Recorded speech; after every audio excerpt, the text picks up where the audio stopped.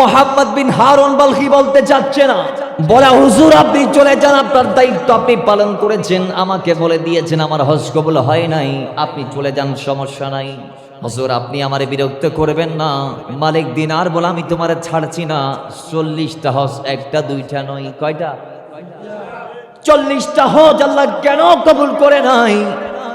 আমারে বলা লাগবে কেন কবুল করে নাই বলে দাও। হুজুর তাহলে শুনেন, আমি মদ্যপ অবস্থায় মদ পান করে রমজানের দিনে বাড়িতে প্রবেশ করেছিলাম, হাতের মধ্যে মদের গ্লাস ছিল। মা আমার ডাক দিয়ে বলে, সন্তান, রমজানকে সম্মান করা তোমার দায়িত্ব, আমার দায়িত্ব, সবার দায়িত্ব।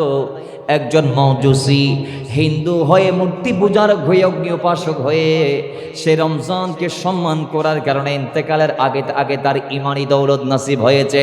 সুতরাং তুমি হিন্দু নয়, তুমি মুসলমান। আল্লাহ নবী রমজানকে তোমার জন্য দিয়েছেন, তোমাকে অবশ্যই কদর করা লাগবে। তুমি রমজানের কদর করো, রমজানের সম্মানার্থে মদকে ফেলে দাও। আম্মা মদের গ্লাস, মদের বোতল হাত থেকে কেড়ে নিয়েছিলেন। আর মালিক দিনার ডাক দিয়ে বলে, তারপর কি হয়েছিল? কয় হুজুর এরপর আমি কি হয়েছে আর জানি না। সকালবেলা দেখি আমার স্ত্রী ব্যক্তি গুছাই বাড়ির থেকে চলে যায়, আমি আমার স্ত্রীকে ধরে ফেললাম। এই কোথায় যাস? কয় স্বামী রে, তুমি আজকের থেকে আর আমার স্বামী না, তুমি আসামি। কি? কয় যে সন্তান মার প্রতি ইহসান করতে পারে না, সে আমার প্রতি কেমনে ইহসান করবে? কি হয়েছে একটু বলো। যে সন্তান নিজের মাকে নিজের হাতে হত্যা করতে পারে, সেই সন্তান আমাকে হত্যা করবে না, এটা কিসের বিশ্বাস? কয় আমি তো বুঝতেছি না, কি হয়েছে বলো। গতকালকে মদ নিয়ে তুমি বাসায় প্রবেশ করেছিলা, ঠিক আছে, মা যখন মদ কেড়ে নিয়েছিল তখন তুমি তোমার মাকে আঘাত করেছো, ধাক্কা দিয়েছো। তোমার আঘাতের ফলে তোমার মা জ্বলন্ত উনুনে চোলাতে পড়ে জ্বলে ছাই ছাই হয়েছে। ওই অবস্থায় তার ইন্তেকাল হয়েছে। পড়ি ইন্না লিল্লাহি। अरे हुजूर आ गए हैं, हुजूर आ गए हैं, हुजूर आ गए हैं, हुजूर आ गए हैं। फलक के नज़ारों, ज़मीं की बहारों, सब ईद मनाओ, हुजूर आ गए हैं। उठो बेसहारों, चलो गम के मारो, खबरें ये सुनाओ, हुजूर आ गए हैं। अरे अनोखा निराला वज़ीशान आया, वो सारे रसूलों का सुल्तान आया। अनोखा निराला वज़ीशान आया, वो सारे रसूलों का सुल्तान आया। अरे कसी को लाहो, अरे बादशाह हो, निगाहें झुकाओ, हुजूर आ गए हैं, हुजूर आ गए हैं, हुजूर आ गए हैं, हुजूर आ गए हैं, हुजूर आ गए हैं। সকলে পড়ি মারহাবা। বাবারা আমার, আল্লাহর হাবিব সাল্লাল্লাহু আলাইহি ওয়াসাল্লামের কদমে জাকিমা নামে একজন সাহাবীর আগমন হলো।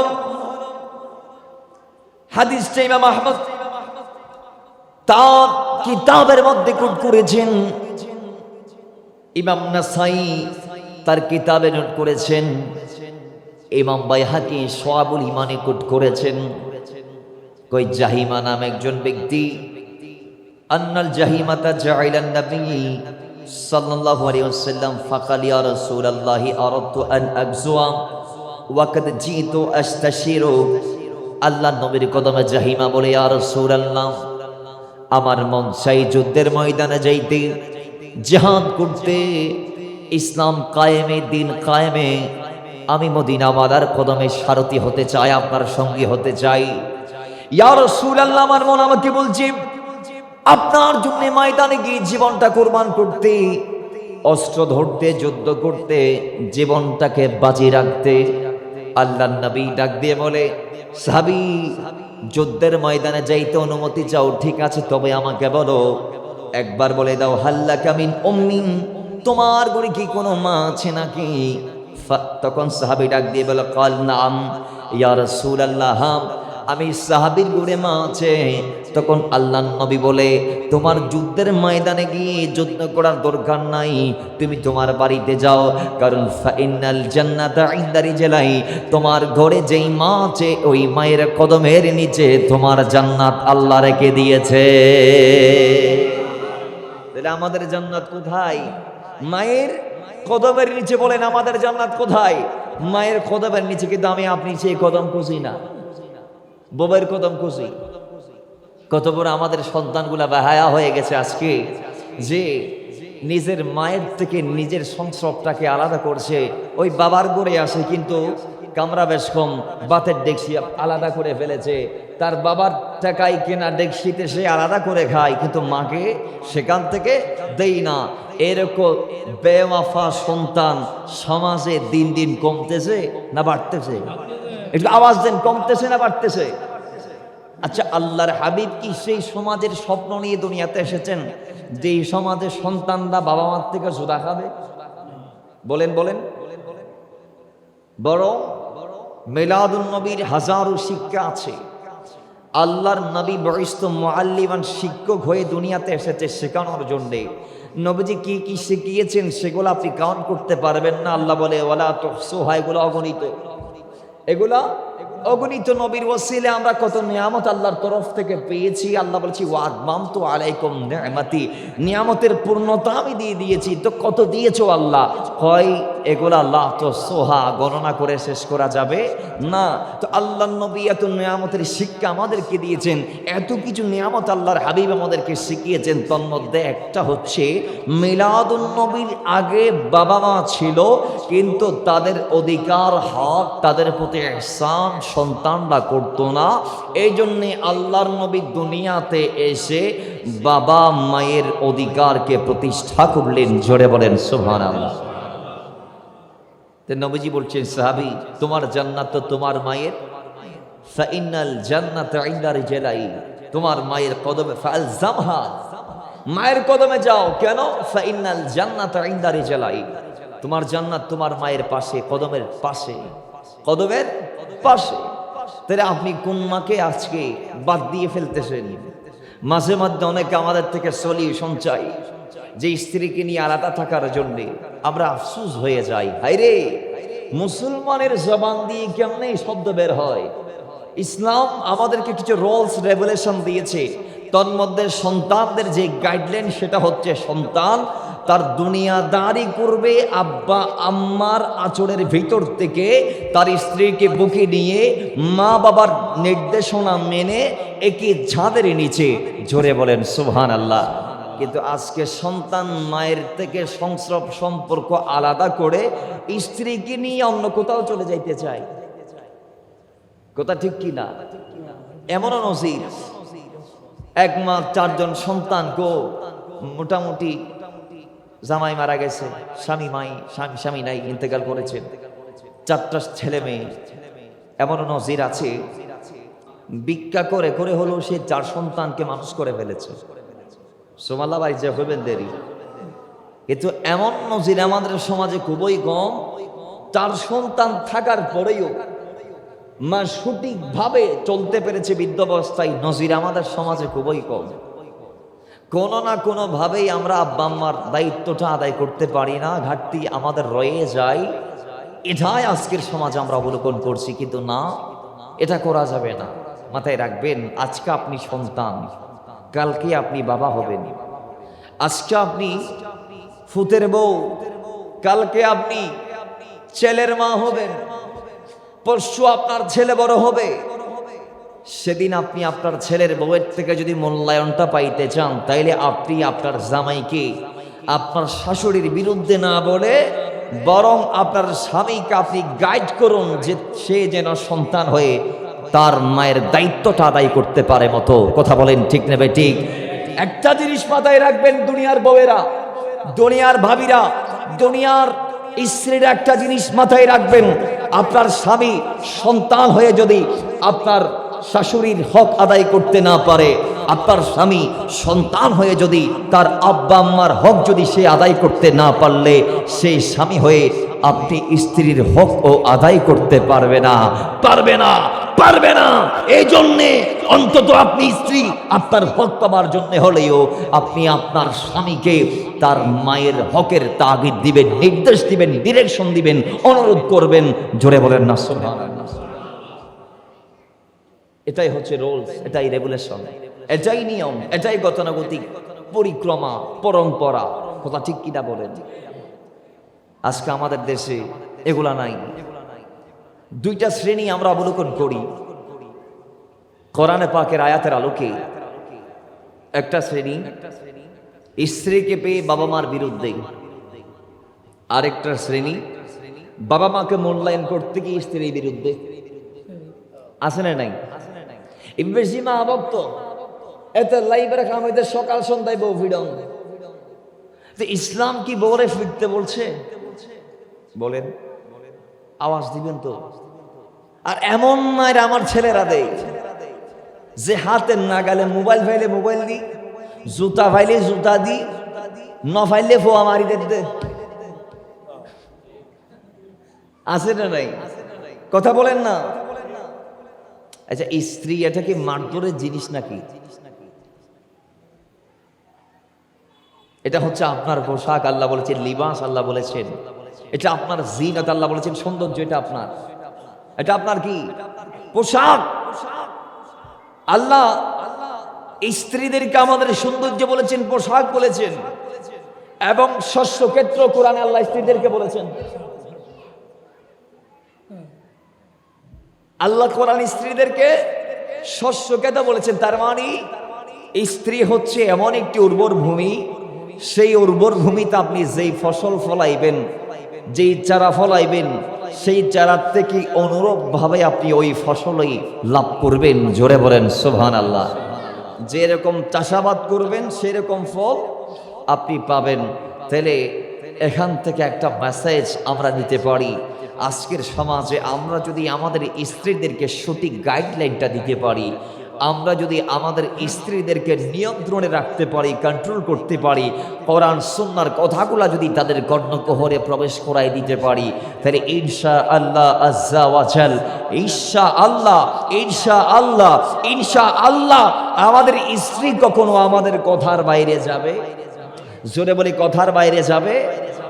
কিন্তু আপনি যদি তার কথাই আপনার বাবা মার সাথে অভিমান করেন, তাহলে সে পরের দিন আরো এক লাইন বাড়ায় বলবে, এবার হবতে জামাই তো আট তালে তালে নাচের, তাহলে আই আরেক কেনা না চাই, আই আরেক কেনা না চাই, আই আরেক কেনা না চাই।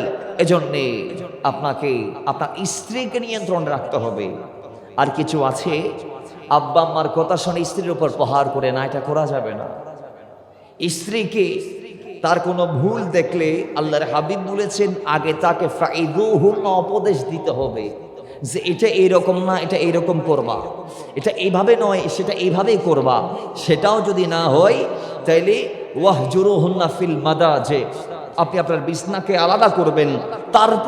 তারপরও যদি স্ত্রীর লাইনে না আসে, তাহলে ওয়াদরিবুহুন্না, আপনি তাকে হালকা মারবেন। এখন হালকা মারার কথা আল্লাহ বলেছেন, এখন আপনি মারতেছেন যেটা জেলখানার ভিতর 3rd ডিগ্রি দেয় ওইটা। কথা ঠিক কি না? তাহলে আপনি কি কোরআন মানতে পারলেন? পারেন নাই। আপনি কোরআন মোতাবেক চলতে পারেন নাই। এজন্যে প্রথমেই গায়ের ওপর হাত তোলা যাবে না, এবং মারার ক্ষেত্রেও সিস্টেম আছে। কি দিয়ে মারবেন সেগুলারও কিছু সিস্টেম আছে।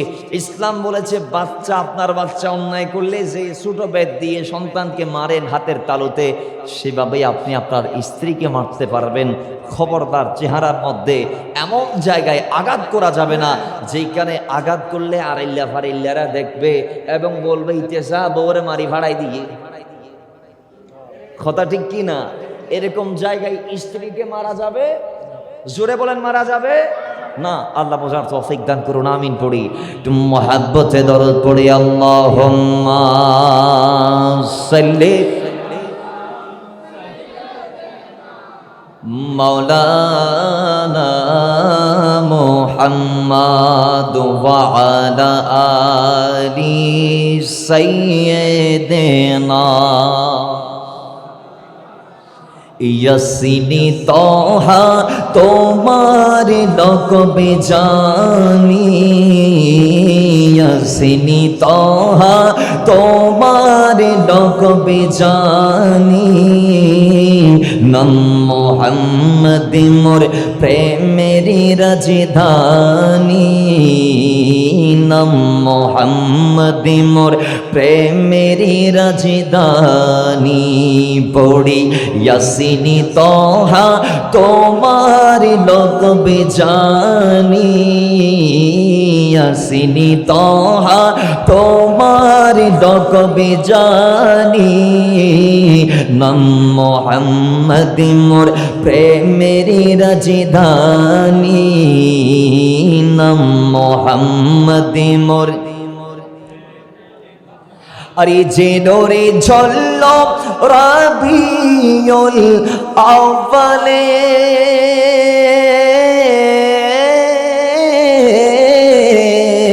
যে নূর ঝলল রাবিউল আউয়ালে, আজীবনে উম্মতি গেল বলে, আজীবনে উম্মতি গেল বলে, সে নুরি দেখে অবাক চাঁদ আসমানি, সে নুরি দেখে অবাক চাঁদ আসমানি, নাম মুহাম্মদ মোর প্রেমেরি রাজধানী, নাম মুহাম্মদ মোর প্রেমেরি রাজধানী। ইয়াসিনি তোহা তোমার লকবে জানি, ইয়াসিনি তোহা তোমার লকবে জানি, নাম মুহাম্মদ মোর প্রেমেরি রাজধানী, নাম মুহাম্মদ মোর প্রেমেরি রাজধানী। ধরা ইয়াসরিবের মূল্য ছিল না, নবীর কদমে সোনার মদিনা, ধরা ইয়াসরিবের মূল্য ছিল না, যার কদমে সোনার মদিনা, চুমকে কদমে পাক নুরানি, চুমকে কদমে পাক নুরানি, নাম মুহাম্মদ মোর প্রেমেরি রাজধানী, নাম মুহাম্মদ মোর প্রেমেরি রাজধানী। ইয়াসিনি তোহা তোমার লকবে জানি, ইয়াসিনি তোহা তোমার লকবে জানি, নাম মুহাম্মদ মোর প্রেমেরি রাজধানী, নাম মুহাম্মদ মোর প্রেমেরি রাজধানী। আল্লাহুম্মা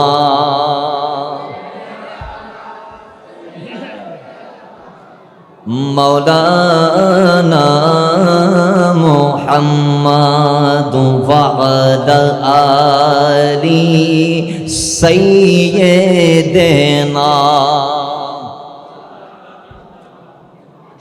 বাবার আমার, আল্লাহর নবী রাহমাতাল লিল আলামিন হাদিসে পাকের মধ্যে নোট করেছেন, হাদিসে পাক এসেছে, ইমাম বুখারী শরীফে হাদিস কোট করেছে, কাউন্ট করেছে, ইমাম মুসলিম শরীফের মধ্যে হাদিসটা কোট করেছে, মিশকাতুল মাসাবির মধ্যে আছে, আন ইবনে মাসউদ قال سألت النبي صلى الله عليه وسلم أي العمل أحب إلى الله تعالى। সাহাবায়ে কেরাম হযরতে বিশেষ করে আব্দুল্লাহ ইবনে মাসউদ বলে, আমি জিজ্ঞেস করলাম আল্লাহর নবীকে, ইয়া রাসূলুল্লাহ আইয়ুল আমালি আহাব্বু ইলাল্লাহি তাআলা, আল্লাহর কাছে শ্রেষ্ঠ আমল কোনটি, পছন্দের আমল কোনটি, আল্লাহর কাছে কোন আমলটি বেশি প্রিয় আমি জানতে চাই। সঙ্গে সঙ্গে আল্লাহর হাবিব রাহমাতাল লিল আলামিন উত্তর দিচ্ছে, ক্বালাস সালাতু লিওয়াক্তিহা, কই নামাজ ওয়াক্ত মতো আদায় করা আমার আল্লাহ তাআলার কাছে অধিক পছন্দের। জোরে বলেন সুবহানাল্লাহ। ক্বালাস সালাতু লিওয়াক্তিহা, ওয়াক্ত মতো নামাজ আদায় করে এটা আল্লাহর বড় পছন্দের আমল। সাবি ইবনে মাসউদ বলেন, ইয়া রাসূলুল্লাহ এরপর, সুম্মা আইয়ুন, এরপর কোনটি? আমার নবী বলছেন ক্বালা বিরুল ওয়ালিদাইন, এরপর হচ্ছে মা বাবার খেদমত করা। সুবহানাল্লাহ। আল্লাহর কাছে নামাজের পরে আব্বা আম্মার খেদমতটা পছন্দ বিদায় আল্লাহ বারংবার বলেছেন ওয়াবুদুল্লাহ ওয়ালা তুশরিকু বিহি শাইয়্যান ওয়া বিল ওয়ালিদাইনি ইহসানা। আল্লাহ বারংবার বলেছেন ওয়াকাদা রাব্বুকা আল্লা তা'বুদু ইল্লা ইয়্যাহু ওয়া বিল ওয়ালিদাইনি ইহসানা। সুবহানাল্লাহ পড়বেন না?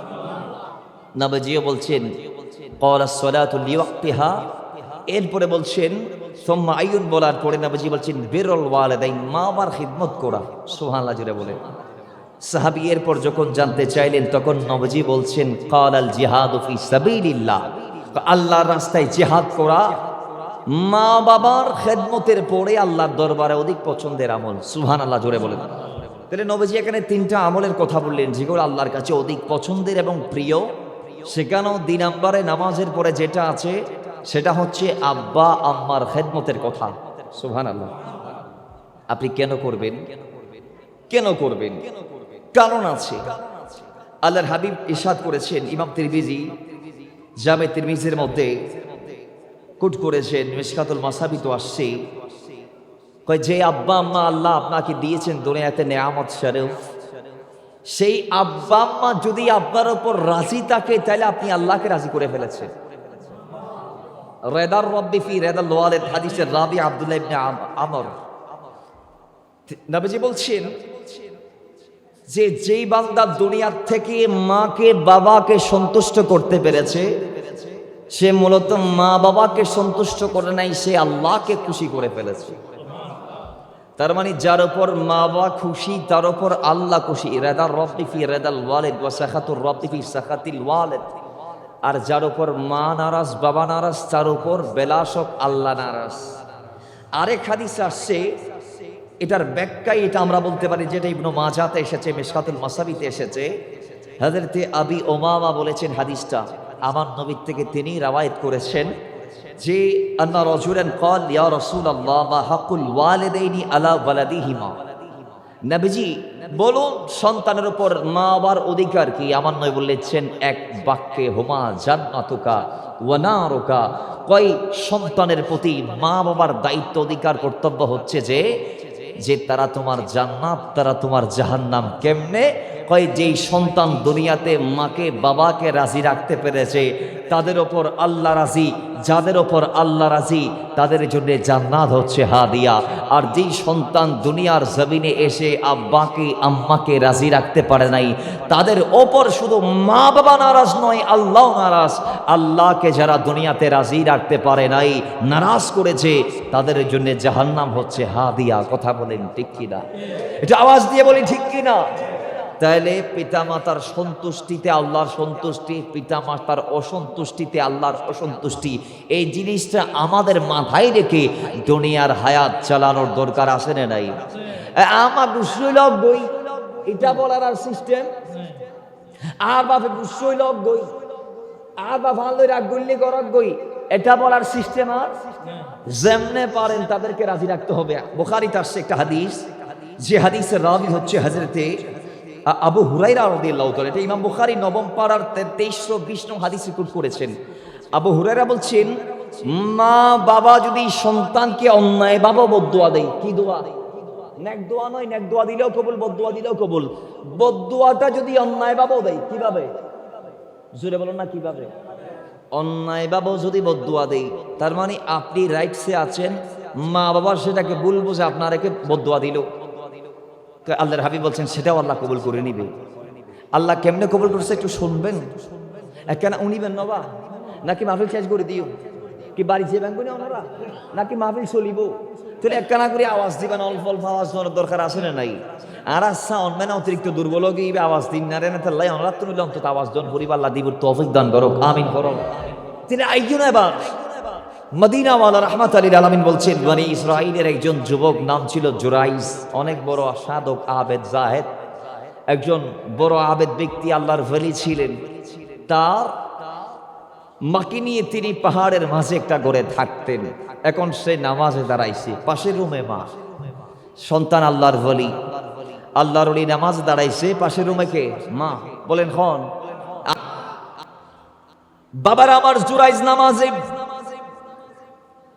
পাশের রুম থেকে মা ডাক দিল, জুরাইজ এদিকে আয়। সন্তান জুরাইজ নামাজে থাকার কারণে মায়ের প্রশ্নের জবাব দিতে পারে নাই, সাড়া দিতে পারে নাই, লাব্বাইক ইয়া উম্মি এটাও বলতে পারে নাই। সন্তান নামাজ আদায় করছে, মা একবার দুইবার তিনবার তিনটা ডাক সে দেওয়ার পরে আল্লাহ নবী রাহমাতুল লিল আলামিন বলে, সাড়া যখন কোনো পাই নাই, যখন কোনো সারা শব্দ মা পাই নাই, তখন মা বলে, আমার সন্তান পাশের রুমে, আমি ডাকছি, তার নড়াচড়া আমি অনুভব করছি, সে ঘরের ভিতর আছি সেটা আমি অনুভব করছি, কিন্তু ডাক দিলাম, সে যখন তিনটা বার আমার ডাকে সাড়া দেই নাই, আমি মা বদদুয়া দিয়ে ফেললাম। কিভাবে? আমি বদদুয়া দিলাম এভাবে, ওই আল্লাহ আমার জোরাইজকে তুমি বেশ্যা মহিলার হাতে লাঞ্ছিত করানোর আগে মৃত্যুরে পাঠাইও না। জোরে বলি নাউজুবিল্লাহ। তার মানে আল্লাহ তুমি কোনো পতিতালয়ের নষ্টা মহিলা দ্বারা তার সম্মান হানি করাই, তারপর তার মারিও, এর আগে তার মত দিও না। আল্লাহ দরবারে মা বদদুয়া দিয়ে দিছে, আল্লাহ কবুল করছে কি করে নাই? এটা কেমন ভাবে দেওয়ার সাথে সাথে এখন সন্তান নামাজ থেকে সালাম ফিরাই দৌড়ি আসি, বলে, মা কয় আপনি আমার ডাক দিছিলেন, আমি শুনছিলাম, কিন্তু জবাব দিতে পারি নাই, আমি নামাজে ছিলাম। কোথায় ছিলাম? আরে জোরে। কিন্তু আজকের সন্তানগুলা পাবজি আর ফ্রি ফায়ার খেলে, পাশের রুম থেকে নয় খানের গুড়া তাই মা ডাকবে, দৌড়া উঠছু না, বাদ খাবি নি, অনকর না অনকর মাতি দেখিতে ডাহার দি। কথা ঠিক কি না? আওয়াজ দিয়ে বলেন ঠিক কি না? ডাকের পর ডাক, কোনো সারা শব্দ আমাদের সন্তানরা, মা আসি দেখতেছে সন্তান মোবাইল টিপতেছে। কি টিপতেছে? না, আপনি তো মোবাইল টিপতেছেন, আল্লাহ মাফ করুক, আপনার মা যদি কোনো একদিন বদদুয়া দেয়, তবে আর মা হলো তো এটা বালানো, এটা হয় তোরা আতর টানাল নফরে, কোদার খন নফরে তুর বলে আসে না নাই? ফোয়াইন দিলে ফোয়াইনুন টাড়াল খাই মরে দেরি, এন দিলে ফোয়াইনুন। কারণ মাথায় রাখবেন, মা আপনি সেই মা, যেই মা আপনি আপনার সন্তানটাকে পেটে নিয়েছিলেন 10 মাস, জীবন বাজি রেখে দুনিয়াতে এনেছিলেন, প্রথম শালদুত আপনি আপনার সন্তানের মুখে দিয়েছিলেন, জীবন বিসর্জন দিয়ে 24 ঘন্টা শ্রম দিয়ে আপনি আপনার সন্তানকে মানুষের মতো মানুষ করেছিলেন, বড় করেছিলেন। আপনার গুলি এটা আল্লাহর দরবারে কবুল, পক্ষে বা বিপক্ষে, সন্তানের পক্ষে বললেও কবুল, বিপক্ষে বললেও কবুল। হাসি হাসি বললে, আল্লাহ তুমি আমার সন্তানটাকে দুনিয়ার বাদশা বানাই দাও, একদিন আপনার সন্তান দুনিয়ার বাদশা হয়ে যাবে। আপনি যেমনে বলবেন তেমনে কবুল, এটা আজকে না হলে 20 বছর পরে। মায়ের দোয়ার বদদুয়া এগুলা রবের দরবারে প্রত্যেকটা কবুল হন না ভাই, প্রত্যেকটা। এই জন্য আপনি আপনার সন্তানকে বদদুয়া দেওয়ার আগে মাথায় রাখবেন, আমি কে? আমি মা, আমি মা, আমি বললেই আল্লাহ কবুল করে নিবে। হ্যাঁ, সাউন্ডম্যান ভিতরে মাইক দিয়েছেন, মাইকে ডিস্টার্ব করবে কেন? আপনার দায়িত্ব কি? আমার দুই পাশে 2টা মাইক দেওয়া আপনার দায়িত্ব ছিল। আমি আল্লাহর গর্ব বিদায় কিছু বলতেছি না। হ্যাঁ, এগুলা কি মাইক চালাচ্ছেন আপনি? মাইকের ব্যবসা বাদ দিয়ে অন্য ব্যবসা করেন, হালাল ব্যবসা অনেক আছে দুনিয়াতে। আল্লাহ বোঝার তৌফিক দান করুক, আমিন পড়েন। তো মহাব্বতে দরদ পড়ি, আল্লাহুম্মা সাল্লি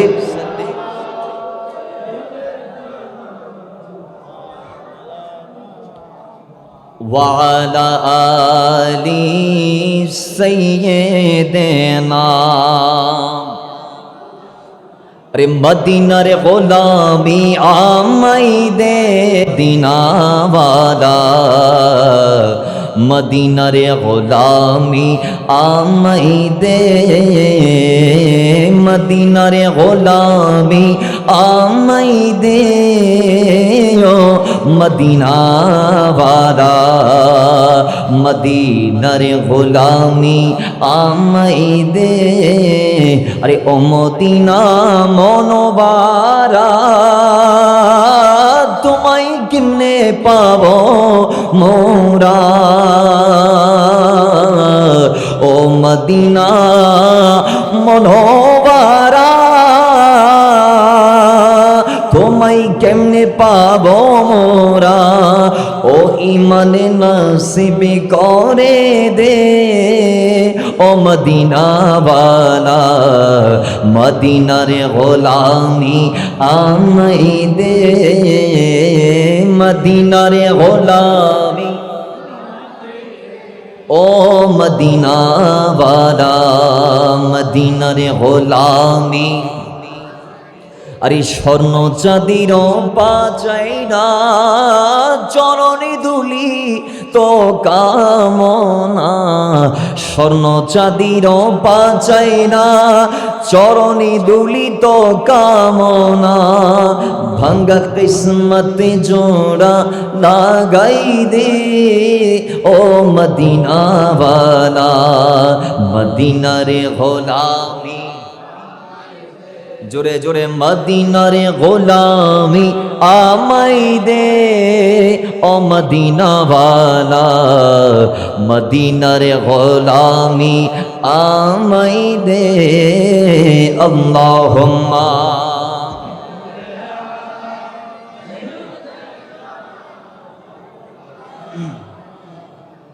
वअला आली सय्यिदिना বাবার আমার রাহমাতুল লিল আলামিন বলে এবার মা বদুয়া দিলেন হযরতে জুরাইজ নামাজ শেষ করলেন মায়ের ডাকে সাড়া দিলেন মা বলে সন্তান আমার আমি এতক্ষণে বদুয়া দিয়েছি মওলার দরবারে কবুল হয়ে গেছে আমি জানতাম না তুমি নামাজে ছিলাম না জেনে না বুঝে না শুনে অন্যায় ভাবে বদুয়া দিয়েছি আমার আল্লাহ তো কবুল করে নিয়েছে এখন কি করার ওই যে মায়ের বদুয়া এমন ভাবে কবুল হয়েছে ইন্তেকালের আগে একদিন তার কদমে ওই এলাকার পতিতালয়ে যার অবস্থান সেই নষ্টা মহিলা এসে জেনার প্রস্তাব দিলেন ডাক দিয়ে বলে জুরাইজ এলাকার সবাই আমারে পাওয়ার জন্য আমার ঘরে যায় আর আমি নিজেকে সঁপে দেওয়ার জন্য তোমার ঘরে এসেছি জুরে বলি নাউজুবিল্লাহ এই জুরাইজ সবাই আমারে পাইতে যাই আমারে পাওয়ার জন্য আমার ঘরের মধ্যে যাই কিন্তু আমি নিজেকে দেওয়ার জন্য তোমার ঘরে এসেছি তুমি আমাকে ভোগ করো যেমন চাই আমার সাথে করো তুমি আমার সাথে বাতি করো আমার সাথে তুমি খারাপ আচরণ করো আমার সাথে তুমি অবৈধ প্রেম করো তুমি আমার সাথে জেনা করো জুরাইজ বলে নাম ইত্তাকুল্লাহ এই নারী তুমি আল্লাহকে ভয় করো তুমি আল্লাহকে ভয় করো তুমি আল্লাহকে ভয় করো আরে তুমি যা করছো আমাকে যা বলছো কেউ দেখুক না দেখুক আমার আল্লাহ দেখছে কথা বলেন ঠিকই না সুতরাং মুখে লাগাম দেওয়ার দরকার আছে না নাই একটু আওয়াজ দিয়ে বলেন আছে না নাই যে হে নারী তুমি আমাকে কি কি বলছো তুমি আমাকে কি কি বলছো কেউ দেখুক না দেখুক আমার আল্লাহ দেখছে বাবার আমার এরপরে হযরতে জুরাইজ এই কথা বলে ওই নষ্টা মহিলাকে তাড়িয়ে দেওয়ার পরে এবার ওই মহিলা কি করলো সে রাগ করে কয় যে জুরাইজ আমার প্রস্তাবকে প্রত্যাখ্যান করেছে সেই জুরাইজের আর সম্মানকে আমি নষ্ট করবই করব সেই জুরাইজের সম্মানকে আমি নষ্ট করবই করব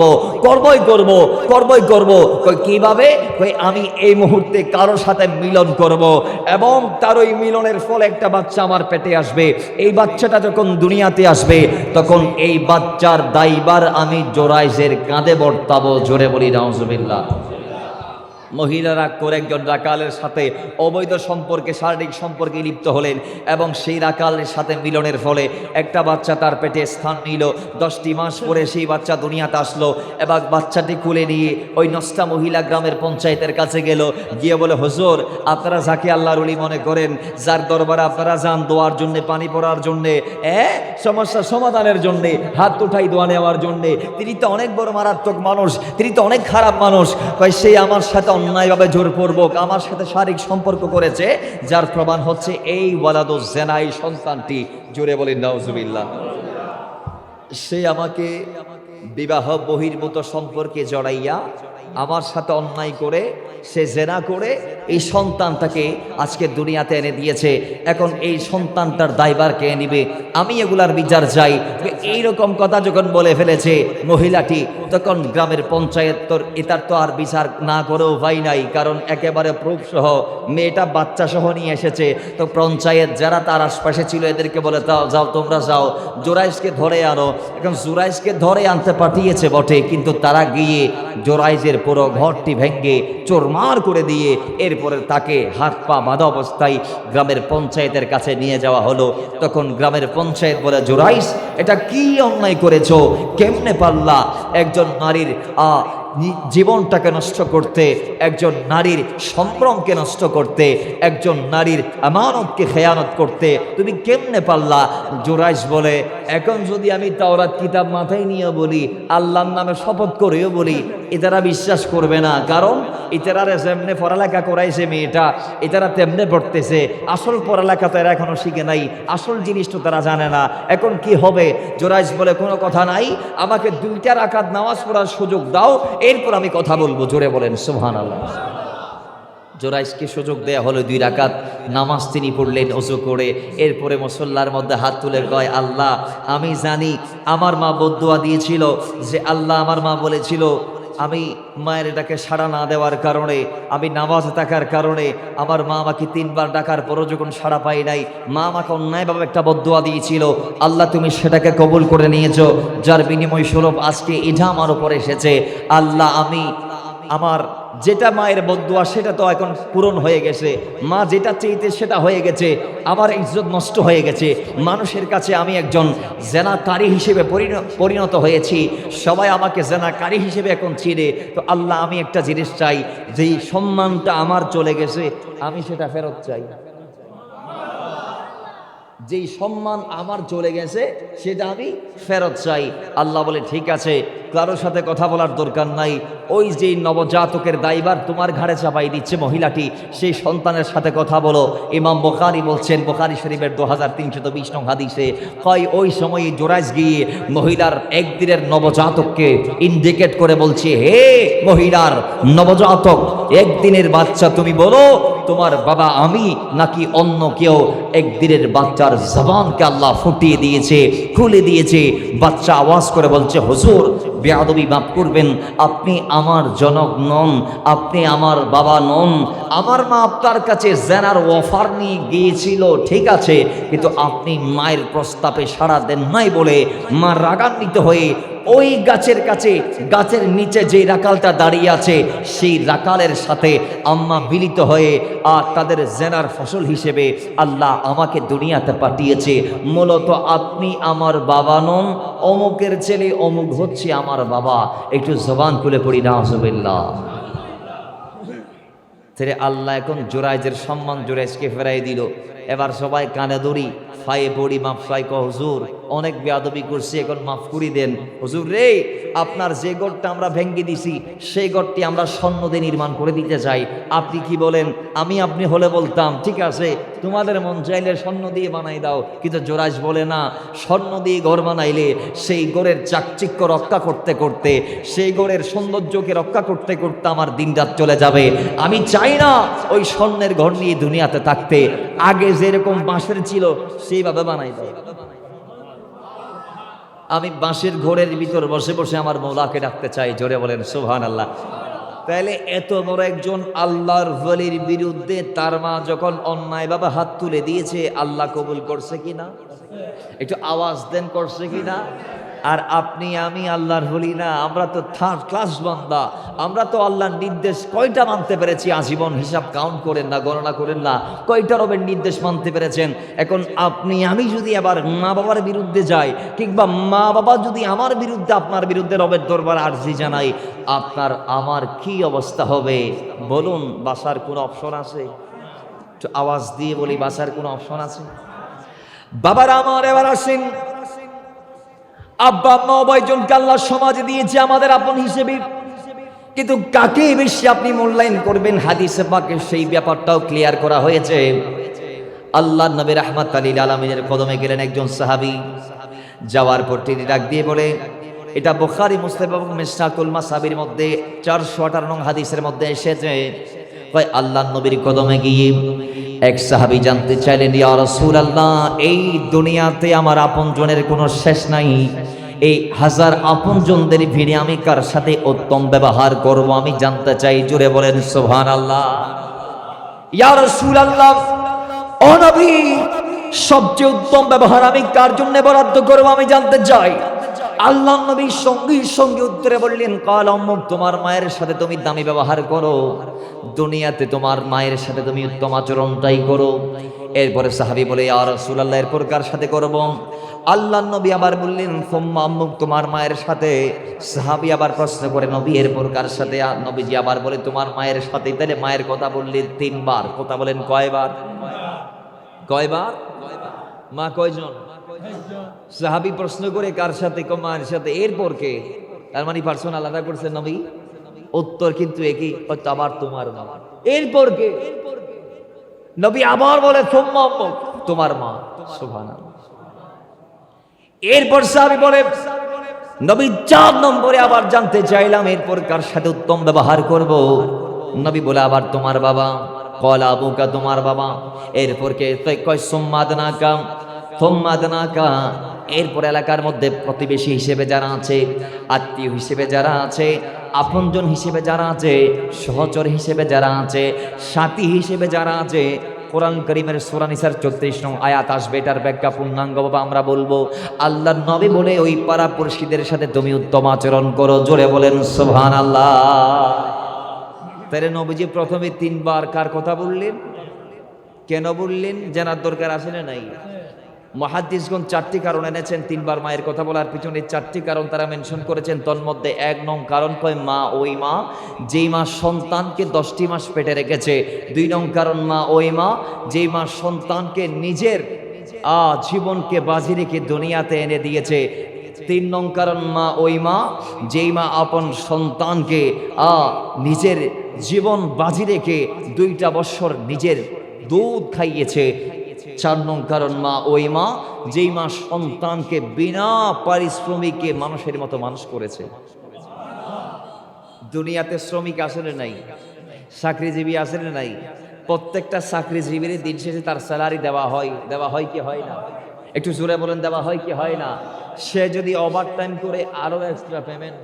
কিন্তু মা হচ্ছে ওই মা, এমন একজন যোদ্ধা, হার না মানে এমন একটা যোদ্ধার নাম হচ্ছে মা, যেই মা দিন রাত 24 ঘন্টা ওভার টাইমের উপর আছে, কিন্তু কোনো বেতন নাই। সুবহানাল্লাহ, জোরে বলেন।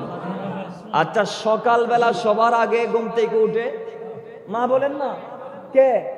আরো জোরে, মহব্বতে। সবার আগে ঘুম থেকে উঠে আমাদেরকে ডাকাই তাকাই দিই, এরপর আমাদের জন্য খাবার মজুদ করে রেডি করে রিপ্রেজেন্ট করে কে? খাবার খাওয়াই দেয় কে?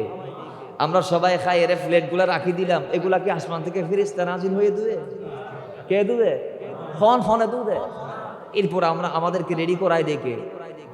প্রতিষ্ঠানে যাওয়ার জন্য, মাদ্রাসায় যাওয়ার জন্য, বক্তব্যে যাওয়ার জন্য, বিভিন্ন যেখানে চাকরি সূত্রে যাবেন সেখানে যাওয়ার জন্য রেডি করে দেখে। আপনি চাকরিতে গেলেন, দুপুরে এসে কি খাবেন সেটার জন্য এবার 3 ঘন্টা 2 ঘন্টা মা আপনার আমার দুপুরের খাবার মজুদ করে পাখায়, আছে না নাই? জোরে বলেন। জোহরের টাইমে আসলেন, আম্মা আপনাকে, বাবা তাড়াতাড়ি আয়, তোর ব্যাগটা আমারে দে, আমি রাখি, তুই একটু তাড়াতাড়ি ফ্রেশ হয়ে খাবার টেবিলে আয়। সুবহানাল্লাহ, জোরে বলেন। এই কথা বলে কে? জোরে বলেন। আজকে যাদের খাওয়ার টেবিলে মা নাই তারা চোখের পানি ছাড়ে খাওয়ার টেবিলে বসে বসে। হায়রে, এই তরকারি আমার মায় আমার পাতে দিত, আমি খাইতে না চাইলেও জোর করে খাওয়াইতো। যেদিন আপনার সুযোগ ছিল খেদমত করার মায়ের, সেদিন করেন নাই, আজকে চোখের পানি ছেড়ে দিয়ে লাভ কি? যেদিন আপনার সুযোগ ছিল আম্মার খেদমতটা করে জান্নাতটা নিয়ে নেয়ার, সেদিন আপনি আপনার স্ত্রীকে নিয়ে ডাকাতে ছিলেন, মাকে রাঙ্গুনিয়াতে রেখে দিয়েছিলেন। আজকে চোখের পানি ছেড়েও কোনো লাভ? জোরে বলেন, কোনো লাভ? বাবারা আমার, এরপর আবার দুপুরের টাইমে খাবার পরে জোহরের পর আবার সবগুলা পরিষ্কার করে যিনি, তার নাম মা। আসরের টাইমে আবার আমাদের জন্য রাতের বেলার খাবার রান্না বান্না করে যিনি, তার নাম মা। আসরের নাস্তাও যিনি আমাদেরকে দেয়, তিনি, তেনার নাম মা। রাতের বেলা সবাই গাইলাম, বাসনগুলা সব রেখে দিলাম এলোমেলো গোছালো। কিচেনের মধ্যে ডেকচিগুলো আবার আম্মা একে একে নিয়ে গেল, গরম করলো, আবার ফ্রিজের ভিতরে যেগুলো রাখা দরকার সেগুলো রাখলো।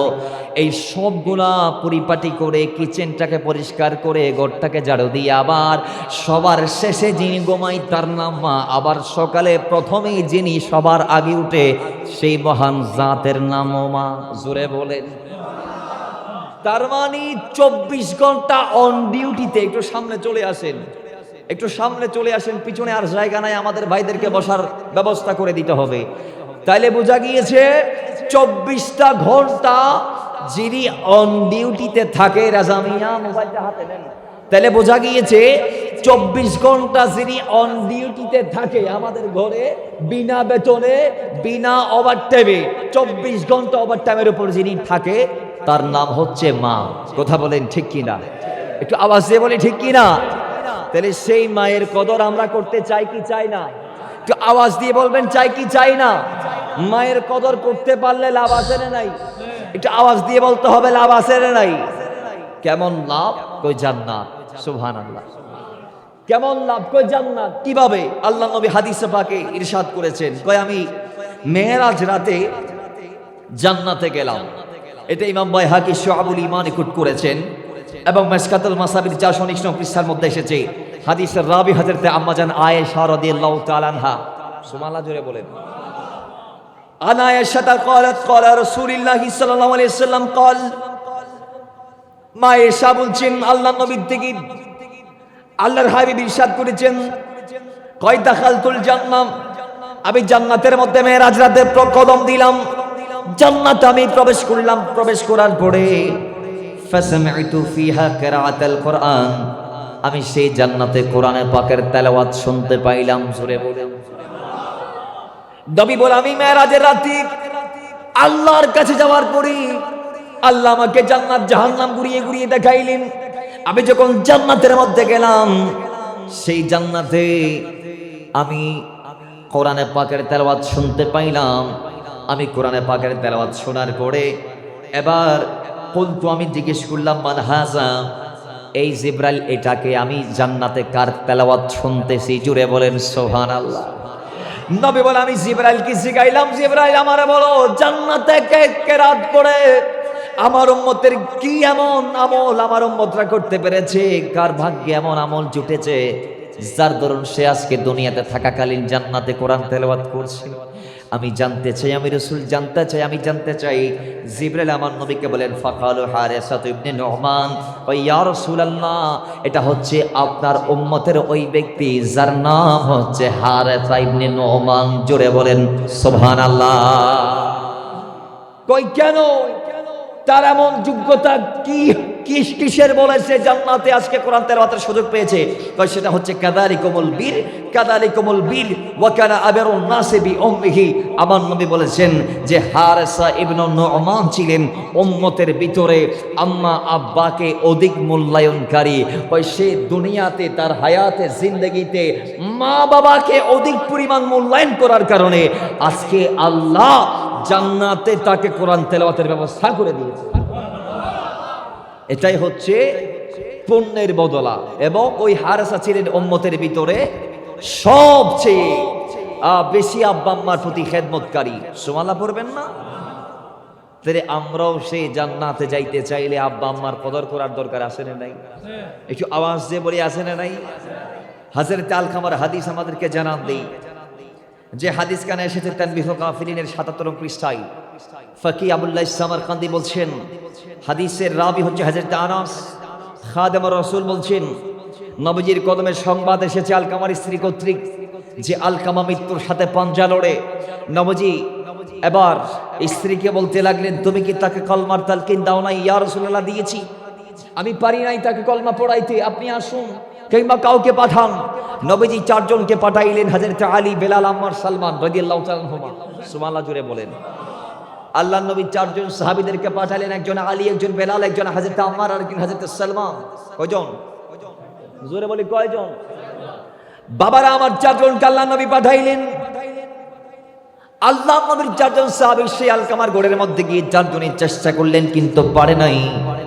ব্যর্থ হয়ে বেলালকে নিয়ে নবীর কদমে আবার পাঠাইলেন। বেলালকে দিয়ে নবীর কদমে সংবাদ পৌঁছাইলেন যে ইয়া রাসূলুল্লাহ, যেই কাজের জন্য আমাদেরকে পাঠাইলেন সেই কাজ আমরা পূরণ করতে পারি নাই, আপনার দায়িত্ব, আপনার জিম্মাদারি আমরা পালন করতে পারি নাই। নবী, আমরা যেয়েছি কিন্তু পারি নাই, ব্যর্থ হয়েছি। ইয়া রাসূলুল্লাহ, আপনি কি করবেন করুন। তৎক্ষণাৎ আল্লাহর নবী এবার বেলালকে জিজ্ঞেস করে, বেলাল, আমারে বলে দাও তার ঘরে মা আছে নাকি? হযরতে বেলাল বলে, ইয়া রাসূলুল্লাহ, অবশ্যই তার ঘরে মা আছে। নবী বলে, তাকে কি আমার সালাম বলবা? আর যদি সে আসার ক্ষমতা রাখে তাইলে আমি নবীর ঘরে তাকে আসতে বলো। যদি আসতে না পারে, শেখে জানি যদি হয়ে যায়, অতিশয় দুর্বল যদি সে হয়ে যায়, তাইলে তার আসার দরকার নাই। আমি মদিনাওয়ালা রাহমাতাল লিল আলামিন নিজের পায়ে হেঁটে আমি তার ঘরের মধ্যে হাজির হব। জোরে বলি সুবহানাল্লাহ। আমি নবী নিজে হেঁটে তার ঘরে হাজির হব। বেলাল গেলেন, আম্মা জানকে নবীর সালাম দিলেন, নবীর পয়গামটা পৌঁছিয়ে দিলেন। এরপরে বেলালের এই সংবাদ শুনে আলকামার মা বলে যে ইয়া রাসূলুল্লাহ, ও বেলাল, নবী আমাকে তলব করেছে, নবী কেন আমার কদমে আসবে? তিনি তো মালিক, আমি তো গোলাম, আমার দায়িত্ব হচ্ছে নবীর কদমে যাওয়া। চলো আমাকে নিয়ে নবীর দরবারে। গেলেন, আমার নবীর কদমে হাজির হওয়ার পর সালাম বিনিময় হলো উভয় পক্ষ থেকে। নবীজিও সালাম দিলেন, মাও সালাম দিলেন। নবী বলে, মা, আমি আপনাকে কয়েকটা প্রশ্ন করব। তন্মধ্যে প্রথম প্রশ্ন হচ্ছে, বলুন আপনার সন্তানের নামাজ সম্পর্কে। তখন মা বলে, ইয়া রাসূলুল্লাহ, আমার সন্তান জীবনে নামাজ বাদ দেই নাই। জোরে বলেন সুবহানাল্লাহ। বলুন রোজা সম্পর্কে। নবী 100 রোজার ক্ষেত্রে কোনো ঘাটতি নাই। নবীজি জানতে চাইলেন, বলুন সাদকার সম্পর্কে। কই নবী তাও 100। তাহলে তিনটা বরাবর, নামাজ, রোজা, সাদকা। এবার নবীজি বলছেন, ঠিক আছে, তাহলে এবার বলুন আপনার সন্তানের উপর আপনি রাজি কিনা, আপনি আপনার সন্তানের উপর সন্তুষ্ট কিনা, আপনি আমাকে বলুন। তখন মা চোখের পানি ছেড়ে দিয়েছে, ইয়া রাসূলুল্লাহ, আমি নারাজ, আমি তার উপর সন্তুষ্ট নই, আমি তার উপর রাজি নই। কেন? সে তার স্ত্রীকে আমার চেয়ে বেশি প্রাধান্য দিয়েছে। নাউজুবিল্লাহ। আরো জোরে, আরো জোরে। স্ত্রীকে মায়ের চেয়ে বেশি মূল্যায়ন করেছি, বিদায় মা তার উপর রাজি নাই। নবীজি বলছেন, উত্তর পেয়ে গেছি, আপনি চলে যান। বেলাল, লাকড়ি জোগাড় করো। মা বলে, রাসূল, লাকড়ির দরকার কি এখানে? আবার আপনার সন্তানকে জীবিত জ্বালায় ফেলানোর জন্য। নাউজুবিল্লাহ জোরে বলে। মা ডাক দিয়ে বলে, ইয়া রাসূলুল্লাহ, নবী রে, আমার সন্তানকে আমার চোখের সামনে জ্বালাইবেন নাকি? কহা, কেন জ্বালাইবেন? আল্লাহ নবী বলে, আরে মা, আপনি তার উপর নারাজ, বিদায় আমি তাকে দুনিয়ার আগুন দিয়ে জ্বালাচ্ছি। এই অবস্থায় যদি তার ইন্তেকাল হয়, আল্লাহ তাকে জাহান্নামের এমন আযাব দিবে, এমন আগুন দিয়ে জ্বালাইবে, যে আগুনের তীব্রতা দুনিয়ার আমি নবীর জ্বালানো আগুন থেকে কোটি কোটি গুণ বেশি মারাত্মক, ভয়াবহ। জোরে বলি নাউজুবিল্লাহ। হাদিসে পাক এসেছে, আল্লাহ জাহান্নামের আগুনকে 1 বছর জ্বালানোর পর লাল হলো। কি হলো? এরপর আরেক বছর আল্লাহ যখন ওই আগুনকে জ্বালাইলেন, ওই আগুনটা একেবারে সাদা বর্ণের হয়ে গেল। আল্লাহ আরেক 100 বছর যখন, আল্লাহ আরেক 1000 বছর যখন ওই আগুনকে জ্বালাইলেন, ওই আগুনটা একেবারে কুচকুচি কালো হয়ে গেল।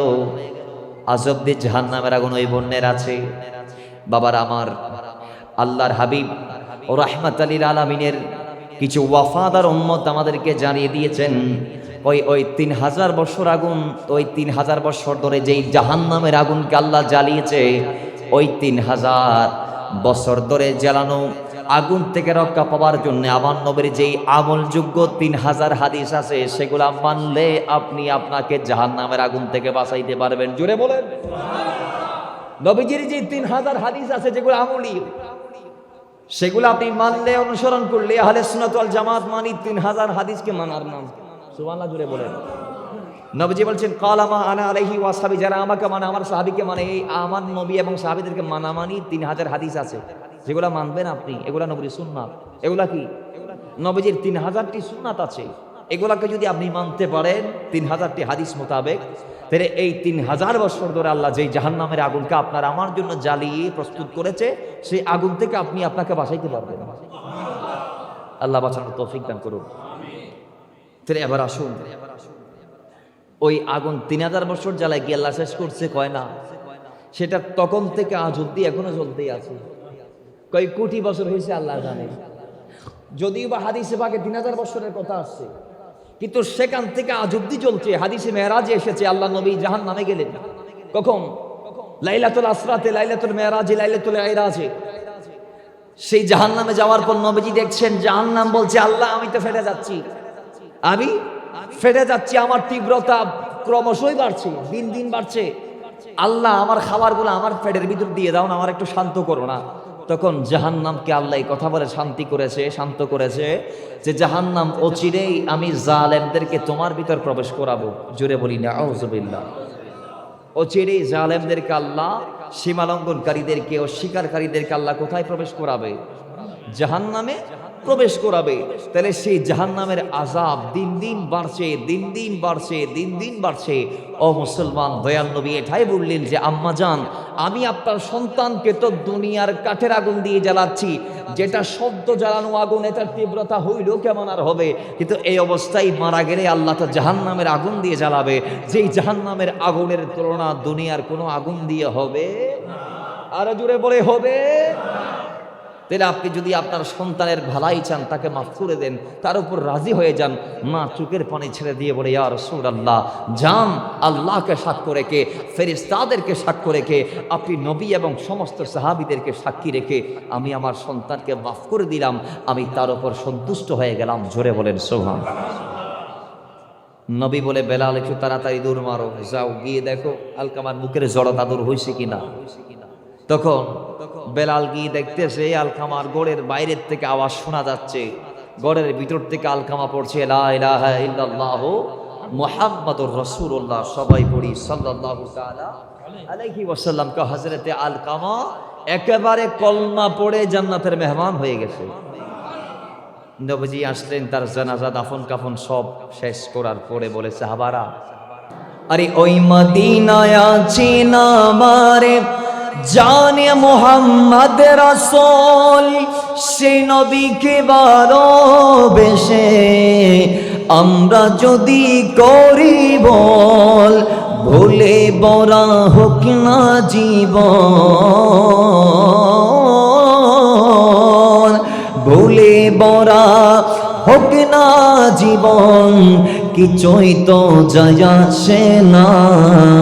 আরে আমাদের পাগল করেছে আরবের ওই মদিনা, লোকে আমায় পাগল বলে, লোকে আমায় পাগল বলে, আমারই দুঃখ লাগে না, আমাকে পাগল করেছে আরবের ওই মদিনা, আমাকে পাগল করেছে।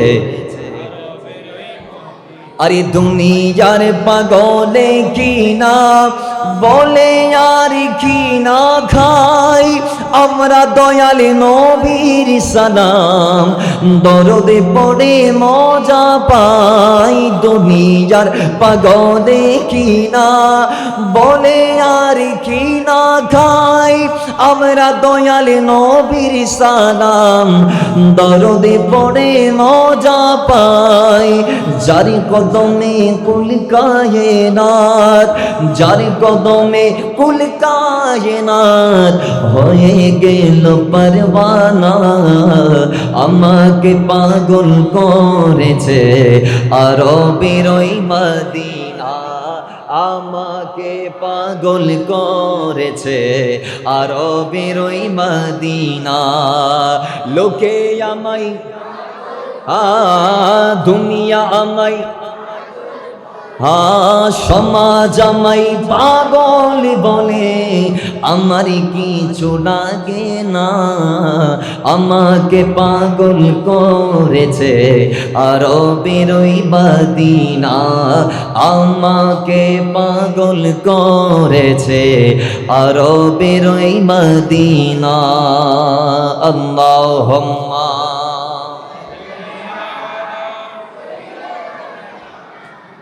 মাওলানা মুহাম্মাদ ওয়া আলা আলি সাইয়্যিদিনা। বাবার আমার আল্লাহর নবী রাহমাতুল লিল আলামিন এবার ডাক দিয়ে বলা, আমার উম্মতেরা, আমার সাহাবারা, আজকে তোমরা বাড়ির মধ্যে যাবা না, তোমরা আলকামার কবরের চারপাশে থাকো। আমি রাসূল তোমাদের কাছে নসিহা করতে চাই। ওই শোনো শোনো, আলকামার নামাজের ঘাটতি ছিল না, রোজার ঘাটতি ছিল না, সাদকার ঘাটতি ছিল না, কিন্তু একটা জিনিসের বড়ই ঘাটতি ছিল, সে তার মাকে মূল্যায়ন করতে পারে নাই। স্ত্রীকে মার উপর প্রমোট করেছে, স্ত্রীকে প্রাধান্য দিয়েছে। ওই একটি এই বদ আমলের কারণে তার নামাজ রবের দরবারে কবুল হয় নাই, রোজা রবের দরবারে কবুল হয় নাই, আসমান জমিনের মাঝে ঝুলিয়ে রয়েছিল। ওই সময় এই অবস্থায় মৃত্যু সজ্জায় সে জবান করে কলমাটা পড়তে পারে নাই, মৃত্যু সজ্জায় বেজে গেল। আজকে যদি তার মা তাকে সন্তান বলে আবার কাছে টেনে না নিতেন, যদি মা তাকে মাফ না করতেন, তাহলে এই আলকামার জবানের জড়তা আল্লাহ দূর করতো না। সেই বেঈমান হয়ে দুনিয়ার জমিন থেকে বিদায় নিতে হতো তার।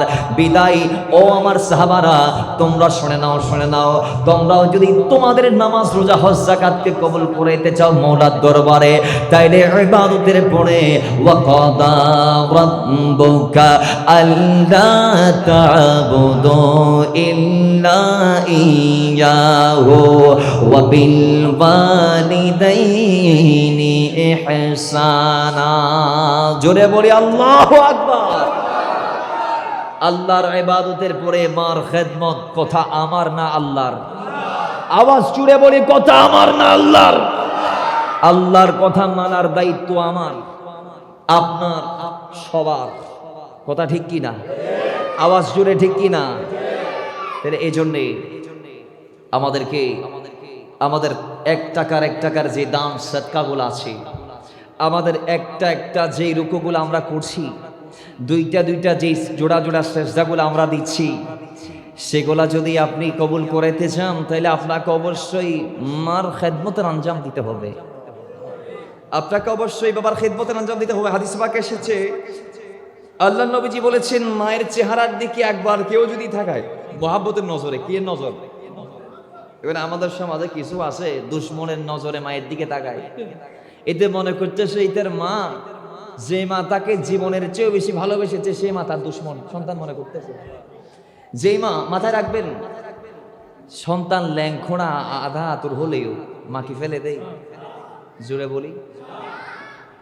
আপনি সমস্ত স্ত্রীদের ভিতর এই কথাটি নয়, আপনাকেও যে বিয়ে করেছে সেই স্ত্রী বাদে বাকি যেই স্ত্রীগুলাকে আপনার নসিব আল্লাহ দেই নাই, যারা আপনাকে রিজেক্টেড করেছে, সেগুলার কথা আমি বলতেছি। আপনার বাবা যখন আপনার জন্য বউ চাওয়া শুরু করছে, একটা, দুইটা, তিনটা, চারটা, পাঁচটা, ছয়টা, সাতটা, আটটা, নয়টা, 10টা, একটা বাপ বলতেছে, কই জামাই তুন কি নাই, চাকরি নাই, এবার আর মেয়ে দিতাম ন মাইয়া। আরেকটার বাপ বলতেছে, এবার ফোয়া সুন্দর ন আর মাইয়া। আরেক বাপে দেখো না, এবার জামাই নাক লম্বা, নাক কি? আরেক বাপে কথা না, এবার তো সরকারি চাকরি নাই। আরেক বই এখন দিবি বেসরকারি চুরি করছি, এবারে দিতাম না। আরেক বই এখন দিবি সরকারি চুরি করে, এবারে মেফে দিতাম না, প্রাইভেট জব কোনো করে, সরকারি চুরি খবর দিয়ে বেতন। আরেক বই এখন দিবে চুরিকা করে, এবারে মেফে দিতাম না, ব্যবসা কোনো করে। কথা ঠিক কিনা? আরেক বই এখন দিবে ব্যবসা করে, চুরিকা না করে, এবার মেফে দিতাম না। তাহলে কেউ দেখেছে আপনার টাকা, কেউ দেখেছে আপনার রূপ, কেউ দেখেছে আপনার গুণ, কেউ দেখেছে আপনার সৌন্দর্য, কেউ দেখেছে আপনার ব্যবসা বাণিজ্য, কেউ দেখেছে আপনার প্রফেশন, পেশা। তো তার মানে ওইগুলা দেখে সে আপনাকে ভালোবেসে তার মেয়েটা আপনার জন্য বরাদ্দ করেছে, কথা ঠিক কিনা? এবং মেয়েরও বলছে এটা বিয়ে করলে বাতা করা হস্য না ভাবি, ঠিক কিনা? তো মেয়েও বাতর আসাই অনরে ভালোবাসি ফেলে অনরে। কিন্তু আপনার মা আপনাকে তখন ভালোবেসেছে যখন আপনি মা শব্দটাও বলতে পারতেন না।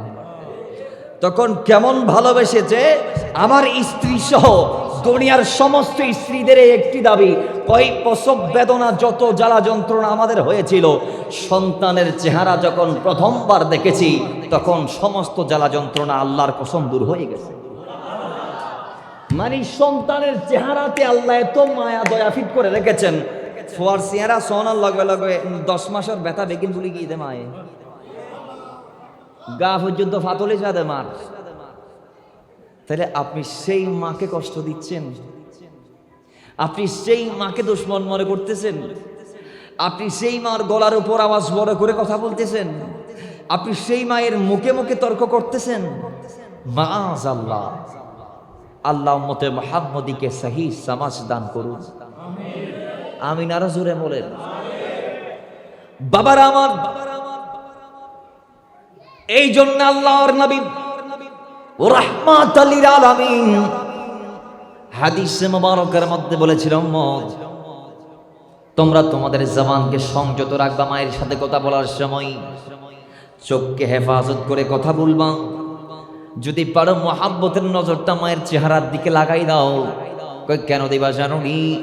একবার যদি তুমি মুহাব্বতের নজরটা মায়ের চেহারার মধ্যে দিতে পারো, একটাবার মায়ের চেহারায় তাকার কারণে আমার আল্লাহ ভালোবেসে তুমি বান্দার আমল নামাই এক একটি কবুল হজের সওয়াব দিয়ে দিবে। জোরে বলেন সুবহানাল্লাহ। প্রত্যেকবার প্রত্যেক নজরে আল্লাহ আপনাকে আমাকে এক একটি কবুল হজের। আমাদের সমাজে আমরা আমাদের স্ত্রীদেরকে আই লাভ ইউ বলি, এটা ভালো, এটা ভালো। স্ত্রীরাও আমাদেরকে করিব করে নিবে, এরাও আমাদেরকে ফিডব্যাক দিবে। স্ত্রী ভালোবাসা যেভাবে জাহের করেছেন, প্রকাশ করেছেন, সেইভাবে বাবা মার ভালোবাসাটাও প্রকাশ করার দরকার ছিল কি ছিল না? একটু আওয়াজ দিন, ছিল কি ছিল না? আচ্ছা, 14 ফেব্রুয়ারিতে যদি গোলাপ ফুল নিজের বউ পাইলে, নতুন শাড়ি বউ পাইলে, মাও কি পাই না? আওয়াজ দেন, আওয়াজ দেন। দিছেন কোনদিন? কোনদিন মারা আই লাভ ইউ বলছিলেন? কোনদিন বলছিলেন আম্মা আমি তোমার আমার জানের চেয়ে বেশি ভালোবাসি? আম্মা তোমার যদি কোনোদিন চোখ নষ্ট হয়ে যায় আমি আমার একটা চোখ দিয়ে দিব, কোনোদিন বলছিলেন? আম্মা তোমার জন্য আমি আমার জীবন, জান, মাল, সম্পদ সব কোরবান করতে রাজি আছি, কোনোদিন বলছিলেন? তাইলে আপনি যদি এগুলা মারে না বললে ভিতর থেকে দোয়া কি এমনি এমনি চলে আসবে? যেতে পারি যাবে না দোয়াইবে। এবার লেবেললেই কিছু খাম, কিছু আমল করানোর দরকার আছে না নাই? খোদা আরারে জান্নাত দিব, আল্লাহ আরার ভালোবাসে, আল্লাহ ভালোবাসি, জানারে জান্নাত দিব, কিন্তু কিছু শর্ত আল্লাহ জুড়িয়ে দিই, কিছু আমল গ্রহণ করিব জান্নাত পাইবেললেই। ইয়ে নরার প্রচেষ্টা, ইয়ে মারে ভালোবাসো নিয়ে খন নাম প্রচেষ্টা, সুবহানাল্লাহ জুড়ে হন।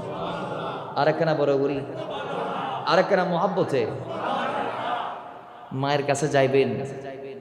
আমাদের সমাজে সকাল সন্ধ্যা আমরা যারা মার সাথে আছি, আমাদের তো বড় খুশকিসমত যে আমরা সকালে একবার মায়ের চেহারার দিকে নজর দিয়ে বলতে পারতেছি, আম্মা আমি বাইরে যাচ্ছি, আম্মা আমি মাদ্রাসায় যাচ্ছি, আম্মা আমি ক্লাস করাইতে যাচ্ছি, আম্মা আমি ক্লাস করতে যাচ্ছি, আম্মা আমি মসজিদে যাচ্ছি নামাজ পড়াইতে, আম্মা আমি মসজিদ থেকে এসেছি, আম্মা আমি আসরের টাইমে বাজারে যাচ্ছি, বাজার করব, তুমি কি খাবা? সুবহানাল্লাহ জুড়ে বলেন। এক একটা বার মায়ের কামরায় গিয়ে মায়ের চেহারার দিকে তাকাই তাকাই বলতেছেন, মাকে নিয়ে একসাথে খাইতে বসতেন, মাকে আপনি উঠাই দিচ্ছেন, মা আপনাকে উঠাই দিচ্ছে এক একটা তরি তরকারি। এক একটা বার মায়ের চেহারার দিকে তাকানোতে আপনার অগোচরে, আপনার অজানাতে এক একটা কবুল হজের সওয়াব আল্লাহ আপনাকে দিয়ে দিচ্ছে। এই তো সেই মাকে যারা নিজের ঘরের মধ্যে ফেলে স্ত্রীকে নিয়ে বাড়া বাসায় উঠেছে, জোদা হয়ে গেছে, ঢাকাই চাকরি সূত্রে স্ত্রীকে নিয়েছে, মাঠারে নিয়ে যায় নাই, তারা কি কবুল হজের সওয়াবগুলা পাইতেছে? জোরে বলেন, জোরে বলেন। তাহলে আমি আল্লাহর দরবারে দোয়া করব, আল্লাহ তুমি আমাদেরকে সেই অ্যাডভোকেট, সেই লয়ার, সেই বিসিএস ক্যাডার সন্তান দিও না, যেই সন্তানরা চাকরি পেয়ে আর তাদের বউকে নিয়ে ঢাকাতে, আমেরিকাতে, বিভিন্ন ওয়েস্টার্ন কান্ট্রিতে থাকবে, আমাদের খবর নিবে না। বরং আল্লাহ তুমি আমাদেরকে সেই রিক্সাওয়ালা সন্তান দান করো, যেই ছেলে সারাদিন রিক্সা চালিয়ে আবার আমাদের ঘরে ফিরে এসে আমাদের খবরাখবর রাখবে। কথা বলেন ঠিক কি না? ওই বিসিএস ক্যাডারের চেয়ে রিক্সাওয়ালা কি দামি না? জোরে বলো না, রিক্সাওয়ালা দামি না? সে অন্তত তার মাকে বাদ দেই নাই, সে অন্তত তার মাকে। আজকে আমরা দেখি বৃদ্ধাশ্রম, কি শ্রম? জোরে বলেন, কি আশ্রম? বৃদ্ধাশ্রম। কার কার মা আছে জানেন? যাদের সন্তান আমেরিকা থাকে তাদের মা বৃদ্ধাশ্রম। মাসে 1 লাখ টাকার ওপরে ভর্তুকি দিয়ে আব্বা আমারে বৃদ্ধাশ্রমে রাখতেছে। আচ্ছা, এইতে কোটি টাকা দিয়ে যদিও মারে বৃদ্ধাশ্রমে রাখলি, নিজের সন্তানের হাতের ছোঁয়া আর পর পুরুষ পর মহিলার খেদমত কোটি গুণ বেশ কম আছে না নাই? জোরে বলেন, মহাব্বতে বলেন, আরো জোরে বলেন। আপনি মোবাইল ফোনে এই মুহূর্তে আমেরিকার থেকে মারা যদি প্রত্যেকদিন একবার ভিডিও কল দিয়ে দেখেন, 1000 যদি দেখেন, দৈনন্দিন যদি 1000টা আপনি ফোনও দেন মাকে, মোবাইলে যদি কোটিবার দেখলেও আপনার কি কবুল হজের সব হবে? জোরে বলেন। কিন্তু আপনি, আপনার খাবার দেওয়া লাগবে না, আপনি এইভাবে একবার তাকাইছেন, মা তুমি আমাকে জন্ম দিছো, মা তোমার এই পেট থেকে আমি এসেছি, মা তোমার এই পেটটা আমাকে 10টি মাস ফ্রিজের মতো করে সেভ করেছে, মা তুমি কি আমার ওই মা যেই মা আমাকে দুনিয়াতে আসার পর পরে প্রথম দুধের ফোঁটা গালের মধ্যে তুলে দিয়েছিল? মা তুমি কি আমার ওই মা যেই মা আমাকে 2টা বছর দুধ পান করিয়েছিল? এই এক একটা কথা যদি আপনি আপনার মাকে বলতে পারেন, খোদার কসম মায়ের কলিজার ছিদ্র ছিদ্র হয়ে যাবে এবং মা আপনাকে এমন দোয়া দিবে জান্নাত সেদিন কনফার্ম হয়ে যাবে। আপনি ভাবেন না এবার মার থেকে স্ত্রীকে নিয়ে আলাদা হবেন নাকি মার সাথে থাকবেন? জোরে বলেন। এই বড় করে এখন হরে তাই বেন্দে কিল্লাই।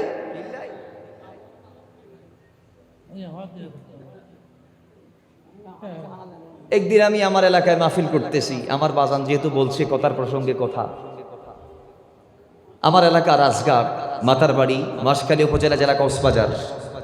আমি মা বাবার খেদমতের আলোচনা করা অবস্থায় একজন বৃদ্ধ হাতের ডান দিক থেকে স্টেজ উঠলো, ওটা আমাকে বলতেছে, হুজুর একটা আয়াত বা হাদিস আমাকে বলেন যে নিজের ফোয়া হারি ফেলন জায়েজ আছে, তেন লোক কি দন, আয়াত বা হাদিস দন। উনি এমন ভাবে আওয়াজ দিয়ে বলছে যেটা মানুষ মোটামুটি একেবারে এখানে সমাগম হয়ে গেছে, লোকে লোকারণ হয়ে গেছে। আমি বললাম কেন? কয় হুজুর আমার 3টা সন্তান। কয়টা?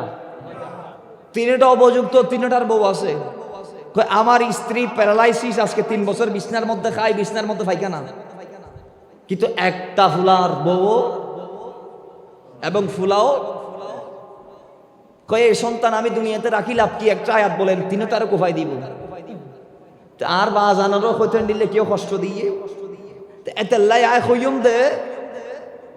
আজকে আর যারা সন্তান আছি, একদিন আর মা বাপ হইম না নইম বা বিয়ে স্বাধীন করিবেন, বিয়ের ফরগও দিবে কি ফোয়া, তখন অনে আর ফোয়া নাই, অনে মা বাপের সানত বিয়ে বই মা বর করছি না তো অনে তেরে অনে যদি তখন অন সন্তানত্ব মূল্যায়ন ফাইতে চাইলে অনর আব্বা আম্মারে মূল্যায়ন দন দরকার আছে না নাই? আওয়াজ আসছে না? জোরে আছে না নাই? আর একটু জোরে বলে আছে কি না? আল্লাহ আব্বা আম্মার কদর করার তৌফিক দান করুন। আর একটু জোরে বলেন, ঈমানি আওয়াজে বলেন। সর্বশেষ একটি হাদিস বলে এই সাবজেক্ট, আর একটু ওয়াকিয়া বলে এই সাবজেক্টকে এন্ডিং করার একটা বিষয় আমরা পদার্পণ করবো। আসুন, বুখারী শরীফের একটি হাদিস, যে ইবনে ওমর বর্ণনা করছেন হাদিস কানা। বাবার আমার, যে বনি ইসরাইলের 3জন যুবক হাঁটতে হাঁটতে হাঁটতে হাঁটতে তারা একটা পাহাড়ের মাঝখান দিয়ে হাঁটা অবস্থায় হঠাৎ করে বৃষ্টি তাদেরকে পাইল। তখন তারা নিজেদেরকে সেভ করার জন্য গুহার ভিতর প্রবেশ করলো। গুহাতে ঢোকার পরই আল্লাহর গুহার মুখটা বন্ধ করে দিয়েছে একটা বিরাট পাথর দিয়ে। 3জন যুবক অনেক চেষ্টা করলো কিন্তু পারে নাই পাথরটা সরাইতে। এখন বলে তোমরা একটা কাজ করো। কি কাজ?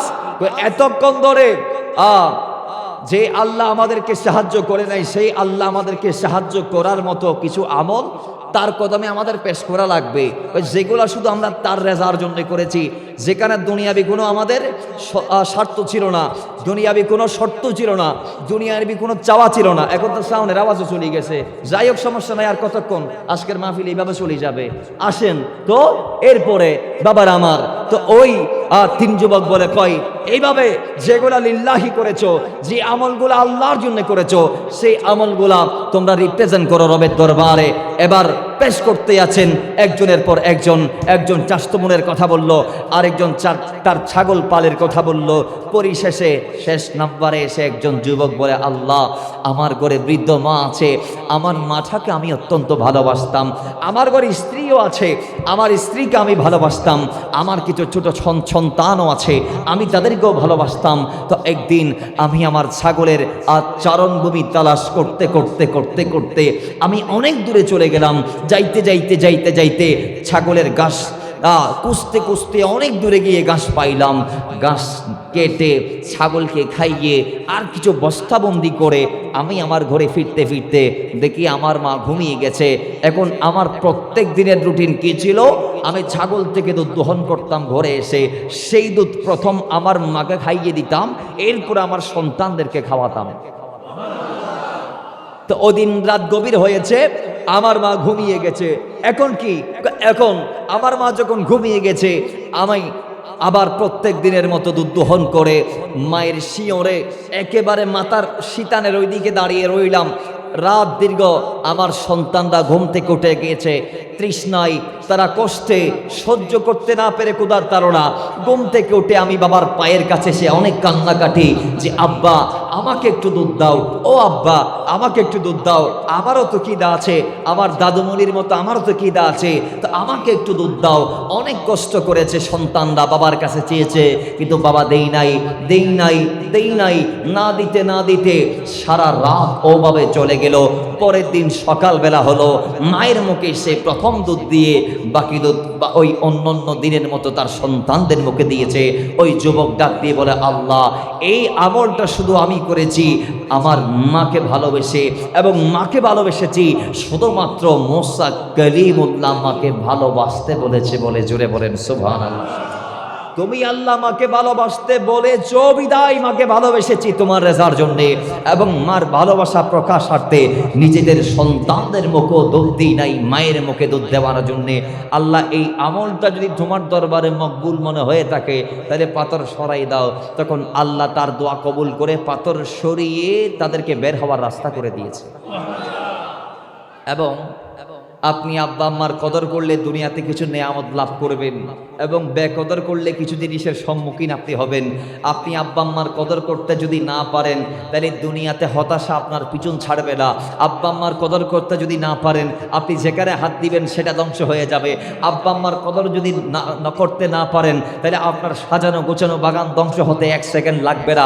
আপনি আব্বা আম্মার কদর যদি করতে না পারেন, দুনিয়ার যেই দিকে আপনি হাঁটবেন সেই পথটা কলুষিত হয়ে যাবে। আপনি আব্বা আম্মার কদর যদি করতে না পারেন, তাহলে আপনি পিতা মাতা হয়ে সন্তানদের থেকে কদর আশা করতে পারেন না, পারলেও পাবেন না। করলেও আপনি আব্বা আম্মার কদর না করলেও আপনার সন্তানরা যদি ভালো হয়, তারপরে এদের থেকে এটা আশা করা অসম্ভব। এবার আসেন, যদি কদরটা করতে পারেন, তাহলে আপনার লাভ কি?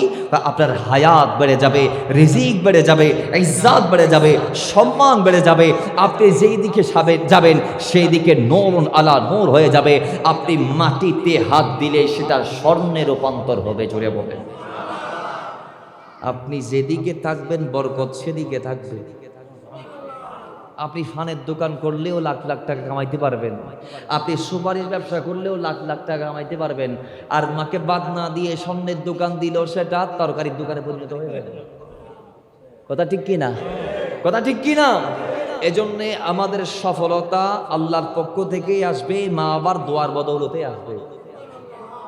এবং হ্যাঁ, স্ত্রী তার দোয়ার বদৌলতে আসবে। একজন নেককার স্ত্রী আপনার কত বড় সহায়ক, আপনি বোঝার জন্য আপনাকে কোরআন হাদিস খুলতে হবে, এবং নেককার স্ত্রী পাইতে হবে।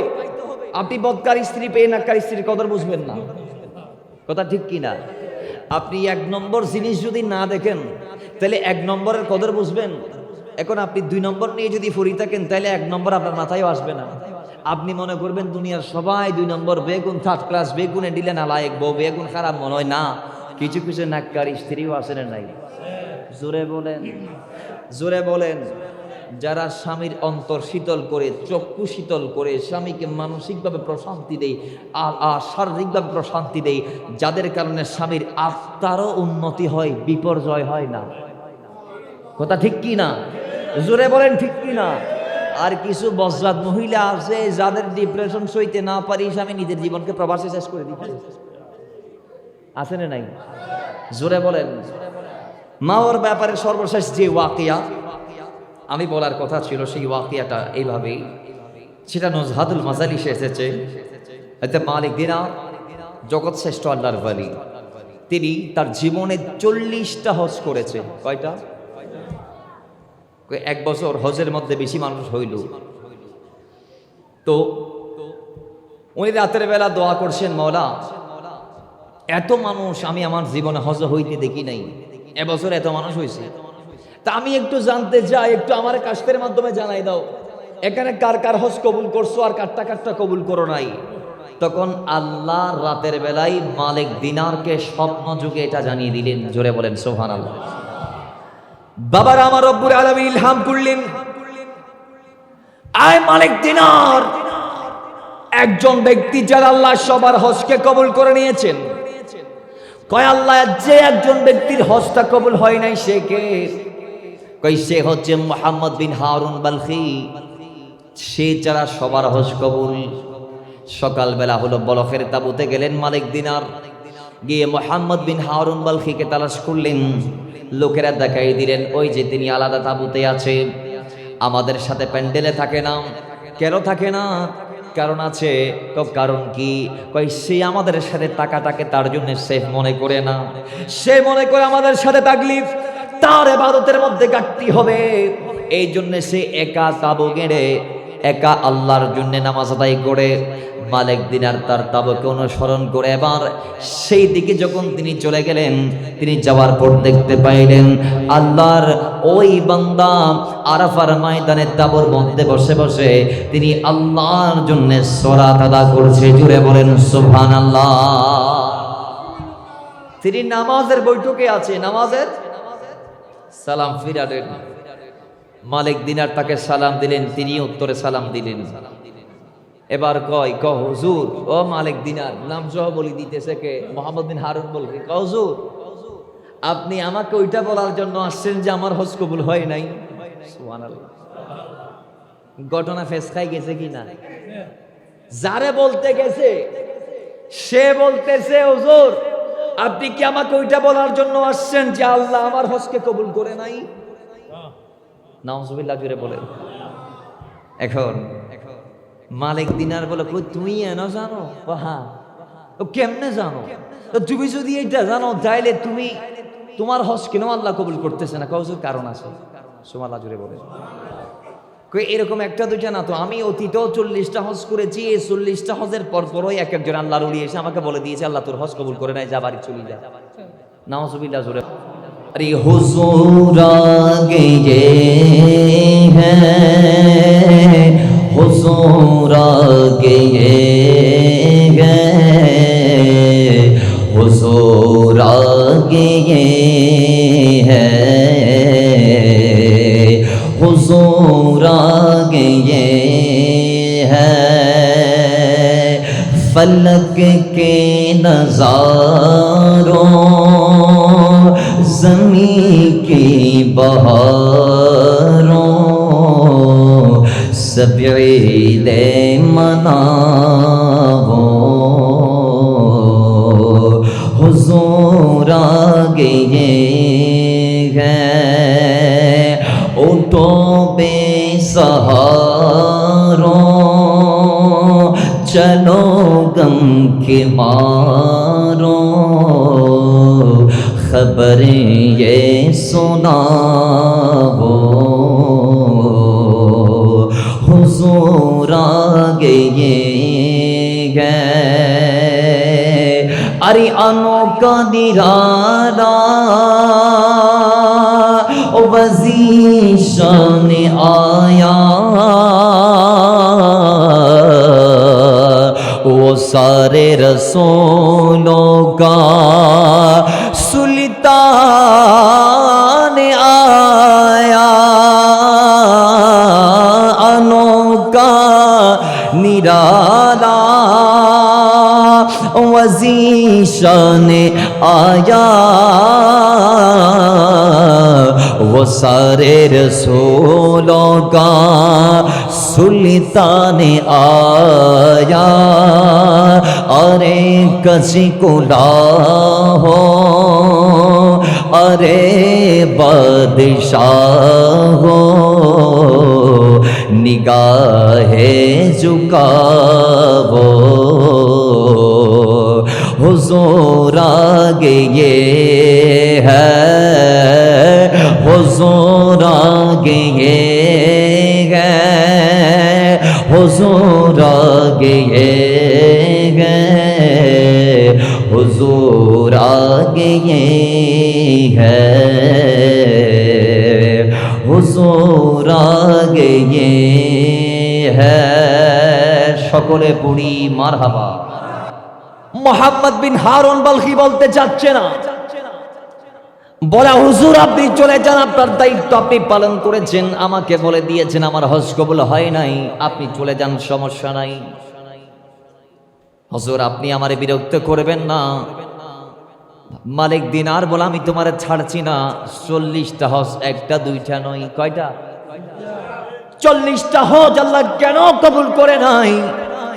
আমারে বলা লাগবে কেন কবুল করে নাই বলে দাও। হুজুর তাহলে শোনেন, আমি মদ্যপ অবস্থায় মদ পান করে রমজানের দিনে বাড়িতে প্রবেশ করেছিলাম, হাতের মধ্যে মদের গ্লাস ছিল। মা আমার ডাক দিয়ে বলে, সন্তান রমজানকে সম্মান করা তোমার দায়িত্ব, আমার দায়িত্ব, সবার দায়িত্ব। একজন মৌজুসি হিন্দু হয়ে মূর্তি পূজার হয়ে অগ্নি উপাসক হয়ে সে রমজানকে সম্মান করার কারণে ইন্তেকালের আগে আগে তার ইমানি দৌলত নসিব হয়েছে। সুতরাং তুমি হিন্দু নয়, তুমি মুসলমান। আল্লাহর নবী রমজানকে তোমার জন্য দিয়েছেন, তোমাকে অবশ্যই কদর করা লাগবে। তুমি রমজানের কদর করো, রমজানের সম্মানার্থে মদকে ফেলে দাও। আম্মা মদের গ্লাস, মদের বোতল হাত থেকে কেড়ে নিয়েছিলেন। আর মালিক দিনার ডাক দিয়ে বলে, তারপর কি হয়েছিল? কয় হুজুর এরপর আমি কি হয়েছে আর জানি না। সকালবেলা দেখি আমার স্ত্রী ব্যাগতে গুছাই বাড়ির থেকে চলে যায়, আমি আমার স্ত্রীকে ধরে ফেললাম। এই কোথায় যাস? কয় স্বামী রে, তুমি আজকের থেকে আর আমার স্বামী না, তুমি আসামি। কই কি? কয় যে সন্তান মার প্রতি ইহসান করতে পারে না, সে আমার প্রতি কেমনে ইহসান করবে? কয় কি হয়েছে একটু বলো। কয় যে সন্তান নিজের মাকে নিজের হাতে হত্যা করতে পারে, সেই সন্তান আমাকে হত্যা করবে না, এটা কিসের বিশ্বাস? কয় আমি তো বুঝতেছি না, কি হয়েছে বলো। গতকালকে মদ নিয়ে তুমি বাসায় প্রবেশ করেছিলা, ঠিক আছে। মা যখন মদ কেড়ে নিয়েছিল তখন তুমি তোমার মাকে আঘাত করেছো, ধাক্কা দিয়েছো। তোমার আঘাতের ফলে তোমার মা জ্বলন্ত উনুনে চোলাতে পড়ে জ্বলে ছাই ছাই হয়েছে। ওই অবস্থায় তার ইন্তেকাল হয়েছে। পড়ি ইন্না লিল্লাহি। তোমার মা মৃত্যুর আগে ওসিয়ত করেছে তোমাকে যেন এক রুমে বন্দি করা হয় এবং তোমাকে যেন তোমার মায়ের জানাজায় অংশগ্রহণ করতে সুযোগ না দেয়া হয়। তুমি মাতাল অবস্থায়, মদ্য অবস্থায় তোমাকে এলাকার মানুষেরা পাশের রুমে বন্দি করে রেখেছে সারা রাত। এর ভিতরে তারা মায়ের দাফন কাফন জানাজা সব শেষ করেছে। কই স্ত্রী, ঠিক আছে, আমার মতো নালায়েক তো দুনিয়াতে আর কোনো সন্তান হতে পারে না, যাওয়ার আগে একটা কথা বলে দাও, কোন হাত দিয়ে মাকে মেরেছি? কই এই হাত। বলতে দেরি বাড়ির ভিতর প্রবেশ করে চাপাতি হাতে নিয়ে ওয়াল্লাহি সেদিন ওই মোহাম্মদ বিন হারুন বলখি যেই হাতে মাকে মেরেছেন সেই হাত আরেক হাত দিয়ে 2 টুকরা করে ফেলেছে। পড়ি সুবহানাল্লাহ। এরপরে নিজের জন্য ডান্ডা বেরি খরিদ করলেন, গলার মধ্যে তিনি শিকল পড়লেন, হাতের যেটা আছে বাকি সেটাতে শিকল পড়লেন, 2 পায়ে শিকল পরে জঙ্গলার ভিতর চলে গেলেন। কারণ কয় আমি আল্লাহর দরবারে আসামি, দুনিয়াতে মালা মানুষ সাজি লাভ কি? দুনিয়াতেও ডান্ডা বেরি পরে পরে জীবন কাটাবো। ডান্ডা বেরি পরে পরে জঙ্গলাতে গিয়ে সারা জীবন ইবাদত করেছে। আর হজের মৌসুমে সেই বলখের পাহাড় থেকে পায়ে হেঁটে হেঁটে হজ করতে গিয়েছে, এভাবে একটা নয় দুটা নয় টানা 40টা হজ করেছে, তা আল্লাহ কবুল করে নাই। এখন মালিক দিনার গালের মধ্যে কষে একটা তাৎপর দিয়ে কয়, জালেম, আল্লাহ তোর 40,000 হজ কবুল করবে না। যে সন্তান নিজের হাত দিয়ে মাকে জ্বালাইতে পারে সেই সন্তান তো দুনিয়ার সবাইকে জ্বালিয়ে দিয়েছে, তো যেই সন্তান নিজের মাকে জ্বালাইতে পারে সেই সন্তানকে কেন আল্লাহ মাফ করবে? কথা বলেন ঠিক নেবে ঠিক? তিনি তাপ্পরটাকে সেদিন অত্যন্ত বেশি কেঁদেছে। সেদিন রাতে আল্লাহ তাকে ব্যবস্থা করে দিয়েছে মাফের। আল্লাহ জুড়ে বলেন কিভাবে? দেখেন, মালিক দিনারও দিন রাতে ঘুমাইছে। আল্লাহর হাবিব মালিক দিনারের স্বপ্নে আসলেন। আসার পর কয়, মালিক দিনার, যাও আমার ওই উম্মতের কাছে যাও যাকে দিনের বেলায় থাপ্পড় মেরেছিলা। ইয়া রাসূলুল্লাহ, কেন যাব? তাকে গিয়ে বলে দাও আল্লাহ তাকে মাফ করে দিয়েছে। সুবহানাল্লাহ জুড়ে বলেন। তাকে গিয়ে বলে আল্লাহ তাকে। বাবার আমার মালিক দিনার বলে, ইয়া রাসূলুল্লাহ, ও মদিনাওয়ালা, আমি জানতে চাই কেন আল্লাহ তাকে মাফ করেছে? এরকম একজন জালেমকে আল্লাহ কেমনে মাফ করে আমি জানতে চাই। আল্লাহর নবী রাহমাতুল লিল আলামিনের উত্তর দেই, মালিক দিনারের মা ওই মুহাম্মদ বিন হারুন বালখির মা, কিয়ামতের দিন সে আল্লাহর আদালতে সে হাজির হবে এবং মুহাম্মদ বিন হারুন বালখি উঠবে। মা সন্তানের বিরুদ্ধে রবের দরবারে বিচার দিবে। মা বলবেন, আল্লাহ, আমার সন্তান, আমার এই সন্তান যাকে আমি পেটে পিটে করে মানুষ করেছি, সেই সন্তান আমাকে নিজের হাতে হত্যা করেছে। আল্লাহ, আমি তার বিরুদ্ধে বিচার চাই। আল্লাহ, আমি তার বিরুদ্ধে বিচার দিলাম।